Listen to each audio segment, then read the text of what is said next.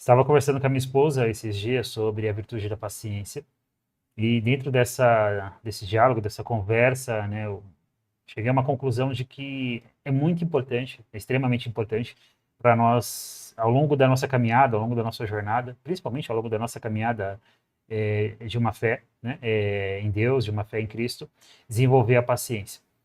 E eu, particularmente, por conta própria, não era um cara paciente, era um cara muito estressado, muito explosivo, muito ansioso, tomava decisões de uma forma muito precipitada.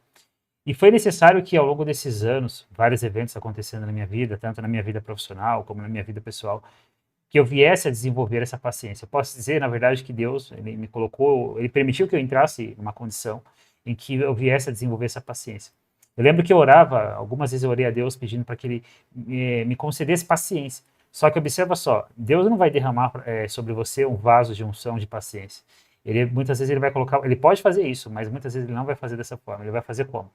Ele vai colocar você numa condição, né, em uma situação que vai ser necessário você desenvolver a sua paciência para você lidar com aquilo, que vai ser necessário você desenvolver a virtude do pedir perdão ou do perdoar para você superar isso aí. E aconteceu exatamente isso comigo. Então, nesse tempo de aprendizado, e isso foi uma palavra, inclusive, que Deus me deu através do irmão da fé, que eu estava vivendo tempos de aprendizado. E nesse tempo de aprendizado, eu vivi várias situações da minha vida que foi necessário desenvolver a paciência. Existem basicamente dois relatos históricos, né, catalogados nas escrituras, que vai descrever bem esse atributo da paciência. Não são os únicos, mas eles são bem específicos quando se trata dessa virtude da paciência. O primeiro, basicamente, é José. Então, observa que José, ainda mancebo, mais ou menos os seus 17 aos seus 20 anos, era essa mais ou menos aí, em dados históricos, quando você faz uma pesquisa, ele tinha mais ou menos essa idade, 17, 18 anos, quando ele foi traído pelos irmãos, ele foi vendido para homens, comerciantes, que foi levado para o Egito e foi vendido como escravo. Então, observa que ele é tirado do seu pai e é vendido como escravo. Depois, ele não cedendo aos desejos da mulher de Potifar, ele é preso de forma injusta e passa um período significativo na prisão. Observa que há relatos que falam que ele ficou em torno de 13 anos, né? Desde que ele tem um sonho que Deus dá a ele, onde ele iria governar sobre os irmãos dele, que ele vai para o Egito, que ele é vendido como escravo, que ele é preso e ele começa a governar realmente, sendo o segundo homem mais importante do Egito naquela época. Observa que a promessa de Deus, ela foi feita, ela se cumpriu, mas não quer dizer que essa promessa ela se cumpriu num tempo muito hábil, muito rápido, né? Foi necessário um período de tempo que exercesse, né, que José viesse exercer a virtude da paciência para viver esse processo e colher e ter essa colheita em sua vida. E nota-se que, bem, a pergunta é por que Deus permitiu que José passasse por tanto tempo até que ele realmente viesse a governar sobre o Egito? Eu acredito, de uma forma presumida, que ele não tinha experiência, ele ainda era um cara jovem. Imagina que José ele é vendido como escravo e de repente, meses depois, ele se torna governador do Egito. Que bagagem, que experiência ele tinha, ou seja, que resiliência para lidar com problemas, situações, né, ele teria se ele de repente ele se apossa dessa bênção, dessa promessa que Deus deu sobre ele de uma forma muito precoce. Esse é um ponto. E observa que depois nós temos um segundo exemplo, né, e existe algo muito em comum entre esses dois homens, que foi Davi. Então observa que Deus, ele insatisfeito com o reinado de Saul, ele envia Samuel para ungir Davi e fazer uma promessa, que ele seria governador sobre Israel, que ele seria rei sobre Israel. E aí acontece que ele passa por, ele também, da mesma forma, há relatos que ele tinha em torno também de seus 17, 18, 19 anos, ele era jovem, ele passa por aquele episódio com Golias, onde ele enfrenta e vence Golias. Depois ele é levado para trabalhar no palácio do rei Saul. E aí começa a acontecer alguns eventos, ele começa a se envolver com em alguns combates, né, como um guerreiro, como um soldado. E começa a acontecer ali entre Saul e Davi uma inveja muito grande. Então Saul começa a invejar Davi porque Saul ele notou, ele percebeu, sendo ele um homem experiente, que Deus era com Davi e Deus não estava mais ao lado de Saul. E aí começa a desenvolver uma inveja muito forte nele. E também tinha o Espírito de Deus que sai dele e vem uma entidade se apossar de Saul. Então se espera que se tenha boas virtudes de um homem que tem uma entidade agindo sobre a vida dela, um homem ou uma mulher. Só que nota-se que Davi passou por uma perseguição tremenda, né? Ele foi praticamente por um bom tempo, né?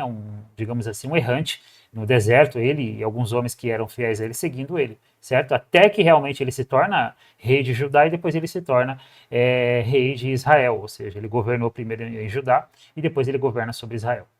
Quando a gente olha para a história de Davi e para a história de José, nota-se que um dos grandes atributos que esses homens tinham era a virtude da paciência. Outro grande atributo que esses homens tinham em prol da paciência era a fidelidade a Deus. Porque você de repente fala, Deus fez uma promessa para mim se tornar rei, mas eu estou sendo agora vendido como escravo. Deus fez uma promessa para mim se tornar rei e de repente eu estou fugindo de um homem que está me perseguindo de forma injusta pelo deserto, entende? Então observa que você ser uma pessoa escolhida por Deus, você receber uma promessa de Deus, seja ela qual for, não vai te isentar dos problemas, não vai te isentar da perseguição, da tribulação, da escassez, da enfermidade. E, bem, eu vivo isso, né, na minha vida. Então, o que você precisa fazer nesse processo entre arar a terra, que é onde você recebe a promessa, até a colheita, certo? Você precisa continuar caminhando. Então, a paciência, ela não te isenta da obrigação de continuar caminhando, de continuar lutando, de continuar se desenvolvendo, de continuar sendo fiel ao Eterno. É muito importante a gente ter em consciência que a graça de Deus que nos alcançou, ela não nos isenta, né, da responsabilidade de fidelidade a Deus. Então não é porque Deus se agracia de você e faz uma promessa para você, seja do que for, isso isenta você da sua responsabilidade de fidelidade a Deus. E aí vem uma questão aqui que é condicional, ou seja, a sua colheita da promessa que Deus fez para a sua vida, ela é condicional à sua obediência a Deus. E a você passar pelos obstáculos que vão aparecer na sua vida, para que isso forme forme um caráter, uma virtude em você, que você consiga depois viver, você consiga depois colher ter acesso àquela colheita, né, que Deus fez em sua vida. Perfeito? Olha só, lá em Provérbios 14, 29, escrito assim: o longânimo é grande em entendimento, mas o de ânimo impaciente exalta a loucura. Tem outro ainda ponto interessante aqui, outro versículo também em Provérbios 16, 32. Melhor é o paciente do que o guerreiro, mais vale controlar o seu espírito do que conquistar uma cidade. E aí eu escrevi aqui uma questão muito interessante também, para uma reflexão, para isso dar um norte para a gente, que é basicamente o quê? Mas aqueles que esperam, aqui é uma outra passagem de Isaías, mas aqueles que esperam no Senhor renovam suas forças, voam alto como águias, correm e não ficam exaustos, andam e não se cansam. Isaías 40, 31. E aqui eu escrevi, para esperar com paciência, precisa antes saber pelo que se espera. Para esperar com paciência, precisa antes saber pelo que se espera. Então, se você está esperando por algo, primeiro, você precisa saber que você não pode parar, que você não pode relaxar, que você tem que continuar firme no propósito que Deus estabeleceu para você. Esse é um ponto. E você fazendo a sua parte, se estabelecendo num propósito, sendo fiel a Deus, ele vai cumprir com a parte dele. Isso é um fato, né? A palavra de Deus não volta vazia, mas ela cumpre com o efeito na qual ela foi enviada, ela cumpre com o seu propósito. Mas é muito importante, principalmente nos momentos de angústia, de aflição, dificuldade, seja saúde, seja financeira, seja qual for que você vai viver na sua vida, e todos os homens, ateus ou cristãos, eles vão viver processos de dificuldade em suas vidas. A diferença é que quando você é um homem e uma mulher de Deus, você tem Deus com você. Diferente quando você está no mundo, quem está com você? Então, mas para você saber esperar, para você desenvolver a virtude da paciência, você precisa saber o que a virtude da paciência, em uma determinada área da sua vida, mas na sua vida também como um todo, vai proporcionar para você como colheita, ok? Então, por exemplo, para você entender, eu sei que eu entrar numa faculdade e ficar, por exemplo, 4 anos num bacharel estudando para todos os dias, sala de aula, trabalho, professor, barulho, sai do trabalho, correndo para a faculdade, ou seja, aquele processo cansativo por 4 anos é exaustivo. Só que se eu não mirar na colheita que essa virtude da paciência que vai ser necessária desenvolver ao longo desses 4 anos, e lembra-se, não é só a paciência, não é só você esperar, você vai precisar da sua ação, você vai precisar estudar, se dedicar. Mas entenda que se eu não mirar na colheita, que é o que esses 4 anos de bacharel em direito, em medicina, em engenharia, vai me proporcionar, né? Um exemplo. Ou seja, qual que é a colheita? Então, o que você faz, principalmente nos momentos de mais dificuldade, é você mirar na colheita, lembrando que a graça de Deus não isenta o homem da responsabilidade e fidelidade a Deus. Beleza? Bem, queria deixar aqui para você essa reflexão, tá? Sobre a virtude da paciência. E um ponto importante é que para você desenvolver, né, isso na sua vida, você precisa sempre saber para onde ela está te levando, ou seja, qual que é o pós e o contra da virtude da paciência, em desenvolver isso na minha vida. E isso não é desenvolvido da noite para o dia, você precisa desenvolver isso ao longo do tempo, eu tenho feito isso ao longo da minha vida.